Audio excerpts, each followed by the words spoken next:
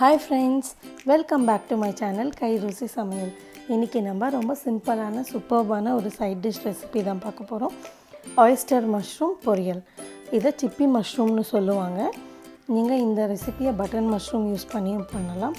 ரெசிபிக்குள்ள போறதுக்கு முன்னாடி நம்ம சேனலை யார் Subscribe பண்ணலையோ கண்டிப்பா Subscribe பண்ணிட்டு வந்துடுங்க. பக்கத்துல இருக்கிற பெல் பட்டனையும் மறக்காம கிளிக் பண்ணிடுங்க. முதல்ல நம்ம சிப்பி காளானை எப்படி க்ளீன் பண்றதுன்னு பார்க்கலாம். பாருங்க இது பார்க்கிறதுக்கு இப்படி தான் இருக்கும். ரொம்ப ஃப்ரெஷ்ஷா ரொம்ப சூப்பர்பா இருக்கு. முதல்ல இந்த மாதிரி இலையா இருக்குறதெல்லாம் பறிச்சு எடுத்துக்கலாம். இந்த மாதிரி எடுத்துட்டு கீழ வந்து கொஞ்சம் ஹார்டான பார்ட் இருக்கும். அத வந்து நைஃப் யூஸ் பண்ணி கட் பண்ணிக்கலாம்.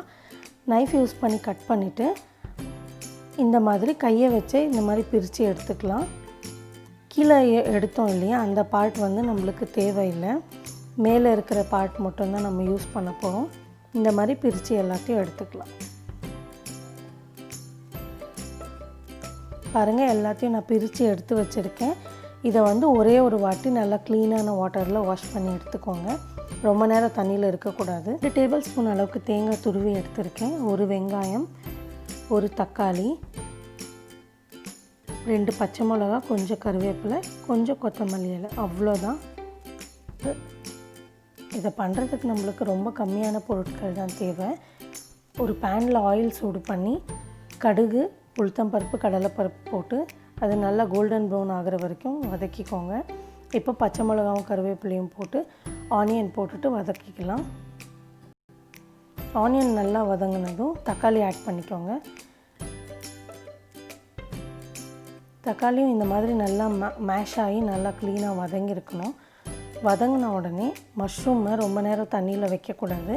வாஷ் பண்ணி உடனே வந்து சேர்த்துக்கணும். பாருங்கள் இப்போ ஆட் பண்ணிட்டேன் பேனில். ஸோ நல்லா ஒரு வாட்டி கலரிட்டு மூடி போட்டு வேக வச்சுக்கலாம். ரொம்ப நேரம் ஆகாது வேகிறதுக்கு, சீக்கிரமாக வெந்துடும். ஸோ அப்பப்போ கலரி விட்டால் போதும். பாருங்கள் அதில் மஷ்ரூமில் இருந்த தண்ணியை வந்து போதுமான அளவாக இருக்கும் வேகிறதுக்கு. தேவையான அளவு உப்பு, மிளகாய்த்தூள், மஞ்சத்தூள் போட்டுக்கலாம். மிளகாய்த்தூள் வந்து ரொம்ப கொஞ்சமாக தான் ஆட் பண்ணணும். கலரி விட்டுட்டு ஒரு 1/2 கப் அளவுக்கு தண்ணி ஆட் பண்ணுறேன் நான். ஜாஸ்தி தண்ணி தேவைப்படாது. ஜஸ்ட் ஒரு கிரேவி கன்சிஸ்டன்சி வரதுக்காக நான் கொஞ்சம் தண்ணி ஆட் பண்ணியிருக்கேன். மறுபடியும் மூடி போட்டு ஒரு 5 to 6 மினிட்ஸ் சிம்மில் வச்சுருந்தீங்கன்னா போதும். அது ரெடி ஆகிடும். இப்போ ஒரு 2 டேபிள் ஸ்பூன் அளவுக்கு தேங்காய் துருவல் போட்டால் போதும். அதிகமாக தேவையில்லை. பாருங்கள் அவ்வளோதான் ரெடி ஆகிடுச்சு. கொத்தமல்லி போட்டுடலாம். எவ்வளோ ஒரு சிம்பிளான ரெசிபி இல்லையா? ரொம்ப டேஸ்டான ஒரு ரெசிபி இது. கண்டிப்பாக ட்ரை பண்ணி பார்த்துட்டு எப்படி இருக்குன்னு சொல்லுங்கள். பிடிச்சிருந்தால் லைக் பண்ணுங்கள். ரொம்ப பிடிச்சிருந்தால் சப்ஸ்கிரைப் பண்ணுங்கள். கண்டிப்பாக நீங்கள் கொடுக்குற ஒவ்வொரு லைக்கும் எனக்கு மோட்டிவேஷன் மாதிரி அடுத்தடுத்து வீடியோஸ் பண்ண ஹெல்ப்ஃபுல்லாக இருக்கும். கை ருசி சமையல்.